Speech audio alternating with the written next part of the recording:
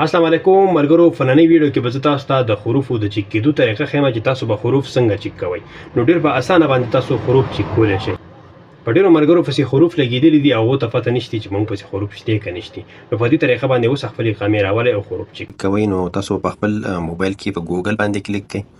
په ګوګل چې تاسو کلیک کوئ نو دلته به د ګوګل په سرچ کې تاسو ولیکئ چیک حروف آنلاین. دا چې تاسو داسې ولیکله او دلته نه ما څه دا راواغست، په دې ما کلیک کوو. نو په دې کې چې تاسو دا سرچ کوو نو لمبې نمبر ویب سایټ چې کوم راواخلي نو تاسو به په هغې باندې کلیک کوئ. په هغې چې تاسو کلیک کوو نو د هغې نه بعد به ستاسو سره اوس یو بل پیج کولاویږي. دا اوس لوډینګ کوي. اوس به زموږ سره یو بل پیج کولو شي. دا زموږ سره بل پیج کولو شو.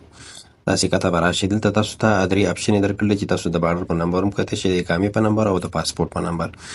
نو په دې کې زه اوس دا د اقامې په نمبر ګورم. نو دا دویم نمبر چې دی په دې به زه کلیک کوم او دلته به د خپلې اقامې نمبر ولیکم.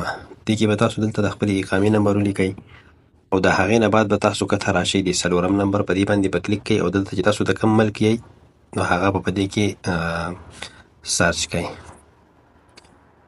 په هغه به په دې کې سلیکټ کوئ. زه د پاکستان نو پاکستان مې سلیکټ کړو او د هغې نه بعد به تاسو چې دا کوم تصویر کې تاسو ته د انسی درکړلي نو دا به تاسو دې کې کت لاندې ولیکئ. دا قصې برابر چې څنګه یې درکړلي دا به داسې ولیکئ او د هغې نه بعد به تاسو بیا لاندې په دې سرچ باندې کلیک کوئ.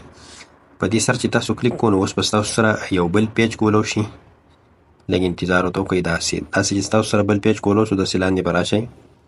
داسې لاندې به راشئ. دا تاسو ته پوره ډیټیلز تاسو درکړی دی. نو په دې کې دا چې دی دا آن دی جاب نو چې دا یي نو تاسو بالکل په خپل کار منئ. تاسو پسې حروف نشته دی، بالکل صحیح. که به تاسو پسې مثال اگزیټي خروج نهایي د پسې نو هغه به هم تاسو ته په دې ځای منې ښایي.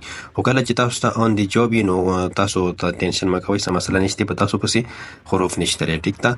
نو په دغه اسانه طریقه ده، په دغه طریقه باندې تاسو کولی شئ چې خپل حروف چیک کړئ.